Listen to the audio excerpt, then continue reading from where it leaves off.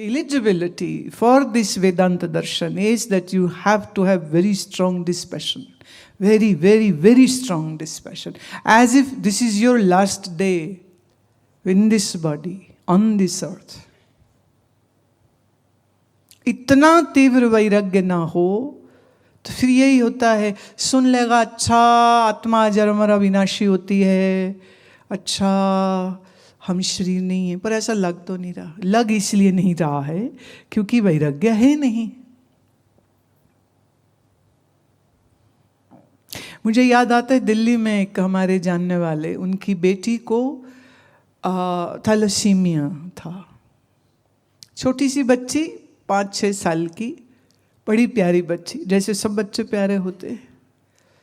तो वो एक दिन अपनी माँ को रोते हुए पूछती है, मम्मी क्या मैं मरने वाली हूँ?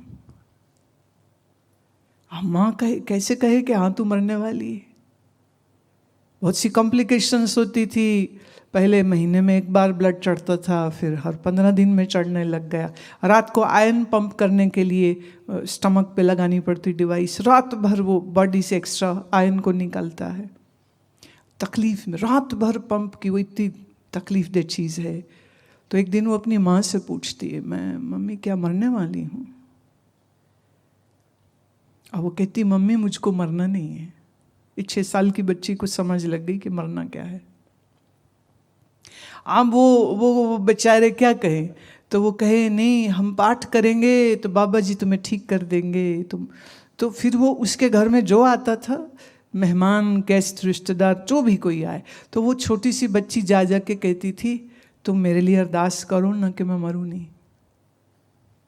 जो जाए उनके घर रो के निकलता था, जो जाए वो रो। वो तो माँ रोए, बाप रोए, दादी दादा, फैमिली सारी बड़ी परेशान रो रहे हैं।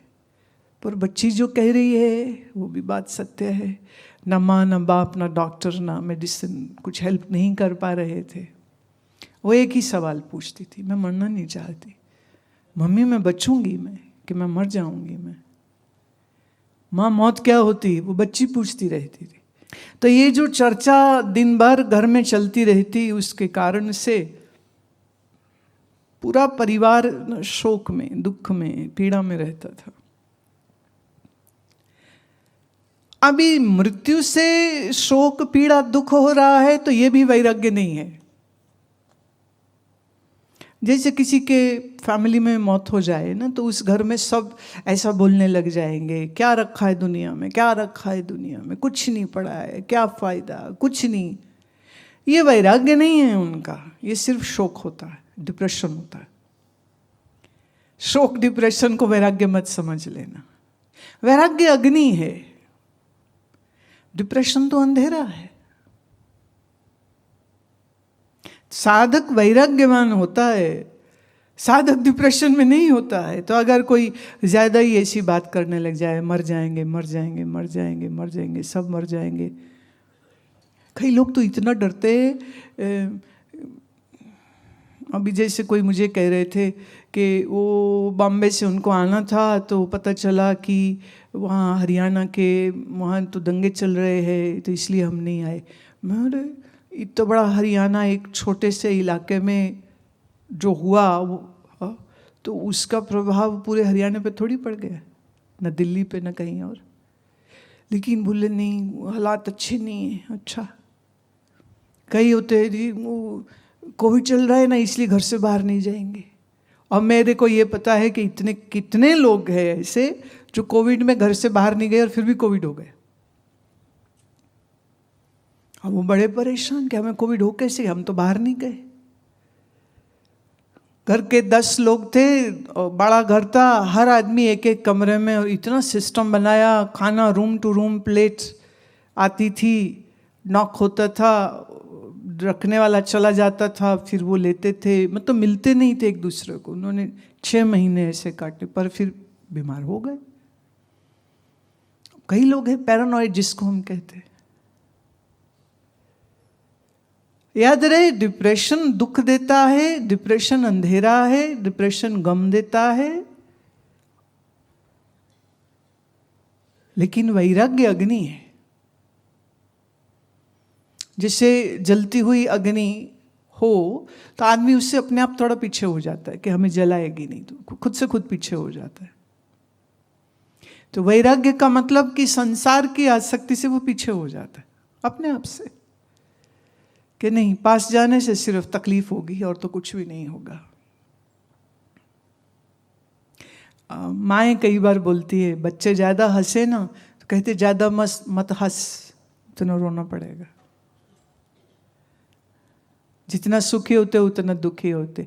ऐसे जितनी ज़्यादा संसार से पकड़ होती है उतना ज़्यादा दुख होता है। वैराग्य दुखी होना नहीं है, वैराग्य शोक में जाना नहीं है। वैराग्य है विवेक पूर्वक ये जानना क्या सत्य है क्या असत्य है, और असत्यता से आसक्ति, मोह, अपेक्षा, इच्छा पीछे हो जाती है। तो वैराग्य के साथ जब ज्ञान श्रवण करता है तब ये समझ भी आएगा।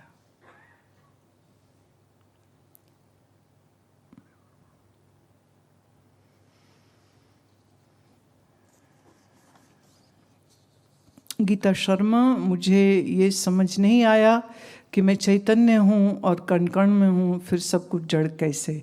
फिर वही बात कहूँगी, मैं चैतन्य हूँ ये कैसे जाना? सिर्फ मैंने बोल दिया तो आपने रिपीट कर दिया? नहीं, इसको जानना नहीं कहते। मैं चैतन्य हूँ का अर्थ है कि मैं जानने वाला हूँ, और जानने वाला जानी गई वस्तु से भिन्न होता है, प्रिंसिपल है। मैं मन नहीं हूं तो मन का जानना, मेरा जानना नहीं, बुद्धि का जानना, मेरा जानना नहीं, बुद्धि का जानना और मेरे जानने में क्या फर्क है? बहुत बड़ा फर्क है। बुद्धि के माध्यम से जो जाना जाता है उसमें बुद्धि का पूरा रोल प्ले हो रहा है। मैं चैतन्य हूं तो मेरा जानना बिना किसी माध्यम के है, और बुद्धि पूर्ण रूपेण चैतन्य नहीं है, बुद्धि तो जड़ है। मेरी चेतनता पाके चैतन्य हुई है, पर मेरा जानना, मेरी चैतन्यता बुद्धि के जानने या न जानने पर बिल्कुल भी निर्भर नहीं करता है। ऐसे जानो कि एक हॉल है, उस हॉल में लोग हैं, डांस हो रहा है, गाना हो रहा है, म्यूजिशियंस है, और उसमें एक लाइट जल रही है। फिर डांस खत्म हो गया, डांसर्स चले गए, म्यूजिशियंस चले गए, देखने वाले लोग चले गए, पर लाइट फिर भी जल रही है। ऐसे ही इस देह रूपी महल में विषय दर्शक हैं, इंद्रियां नृत्यकार है, डांस कर रही है, मन बुद्धि वाद्य बजा रहे। भाई मन की ताल पर ही तो तुम्हारी इंद्रियां चलती। मन ने कहा जलेबी खाने चलो तो शरीर चला, मन ने कहा सिनेमा जाना है, शरीर सिनेमा, तो मन के चलाए चलती इंद्रिय और शरीर। तो मन है साजिंदा, म्यूजिशियन, इंद्रिया है डांसर, डांस कर रहे। ये शब्द स्पर्श रूप रस गंध इस महल के दर्शक, जिसके वास्ते सारा ड्रामा हो रहा है। और मैं हूं चैतन्य स्वरूप उस लाइट की तरह। तो मेरी उपस्थिति में मन बुद्धि इंद्रिय शरीर का व्यवहार होता है। फिर एक समय आता है शरीर शिथिल हो गया, इंद्रियां शिथिल हो गई, नींद में मन भी सो गया, बुद्धि भी सो गई, इंद्रियां भी लीन हैं, शरीर भी निद्रा में है, पर मुझ चैतन्य का जानना फिर भी चल रहा है। अब ये विषय थोड़ा सा गंभीर है। जिन्होंने वेदांत के सत्संग मेरे संग किए हैं वो जल्दी समझेंगे, जिन्होंने नहीं किए हैं वो कहेंगे पता नहीं आज क्या बोल रहे हैं।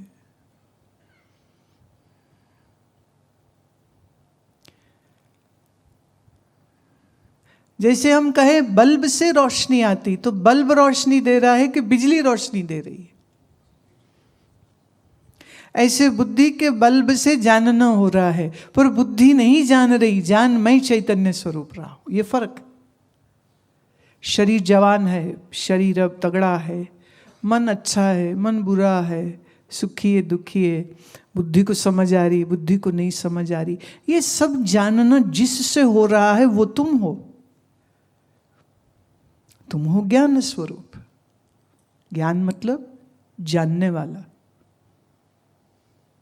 और शरीर, इंद्रिय, मन, बुद्धि है जाने जा रहे। तो दो अलग हो गए ना। एक जान रहा है, एक जाना जा रहा है। जो जाना जा रहा है सो जड़, जो जानने वाला है सो चैतन्य। अब बुद्धि और शरीर के कारण से तुम कहते हो ये मैं हूं, तो ये लगता है ये मेरी सीमा है, मेरी पेरिफेरी है, और बाहर दूसरे हैं। लेकिन अगर हम शरीर को हटा दें, चलो मैं आपसे पूछती हूं, आपका मन शरीर के अंदर है कि बाहर है? आज शरीर में, पैर में है, सिर में है, कहां है मन आपका? कहना पड़ेगा पूरे शरीर में। अच्छा, आंख से आपने चंद्रमा देखा, ये चंद्रमा है, किसने बताया? मन ने। तो मन चांद तक भी गया, मन तो सूरज तक भी गया, मन तो पहाड़ों तक भी गया, समंदर में भी गया। ये मन जिससे सारा संसार जाना जा रहा है, उस मन को तुम जानते हो।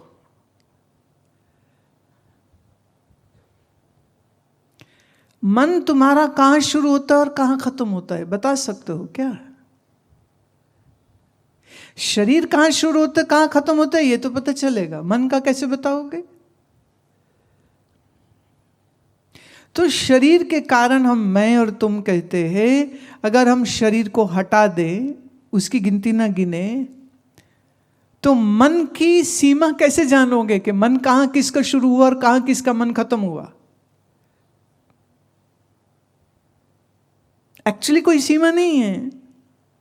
हम ज़्यादा से ज़्यादा कहेंगे इसके पति पत्नी के विचार नहीं मिलते, सास बहू के विचार नहीं मिलते, मोटा मोटा कहते मन नहीं मिलते, मन नहीं मिलते। एक बच्चे ने सुना कि मेरी मम्मी और दादी का मन नहीं मिलता, तो उसने सुना था चाय में चीनी मिलाओ, चम्मच से ऐसे मिलाओ तो हिल जाता है। तो वो अपनी दादी और मम्मी को इकट्ठा बैठाया और चम्मच ले आया, कहते मैं तुम दोनों को मिला दूंगा। पर क्या ऐसे मिलाया जा सकता है? तो मन के कारण मैं और तू है, मन नहीं है तो न मैं है न तू है। फिर तो जड़ जगत का आधार अधिष्ठान चैतन्य एक ही है। Sham Seni, when our intellect knows what is right and is able to have control over mind, why is it still not able to erase many such memories and impressions which are not supposed to be there, even after prayers and meditation?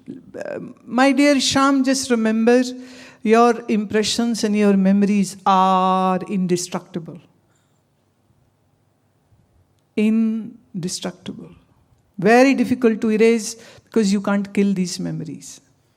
What you know, you can't make it back to I don't know. So once you know something, there is no way to go back to the status of ignorance where you say I don't know, but now you know. So you can feign, act to say I don't know, but yet you know. The knowing cannot be made into unknowing back again. So the memories, good or bad, are there. You say it isn't going with even after doing prayers and meditation. I don't know what kind of meditation you are doing. One, that's a big question. Number two, memories have to be only camouflaged with knowledge. Until and unless you don't understand this, that whatever experiences you had with the body and the mind, were just nothing but projection of your own mind. So the projection of mind is just an illusion. So why bother about illusion? Say if somebody has won a lottery in dreams, in the morning when he wakes up, would he go to a news office and say, please print it, I have won $10 million lottery? The person say, okay, where is the ticket? Which company?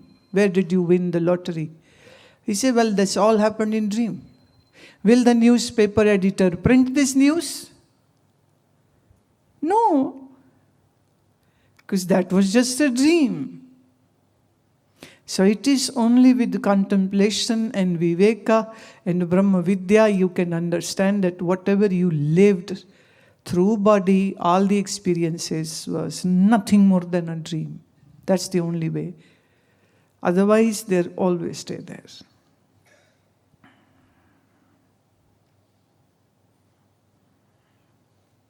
Rosie Mann has a question. Upanishad sentence describing who is God, where is God, and response to the question was, eye of the eye, ear of the ear, would you please sprinkle a better understanding on the above statement?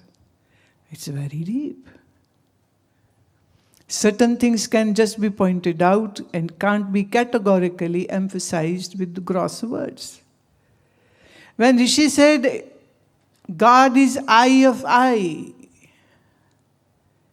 here the word God means Chaitanya, the ever-conscious. Eye of eye meaning your eyes cannot see without the conscious being behind it. And the conscious being is the only one which is making possible for these eyes to see. And yet the divinity is beyond the frame of the eyes to see.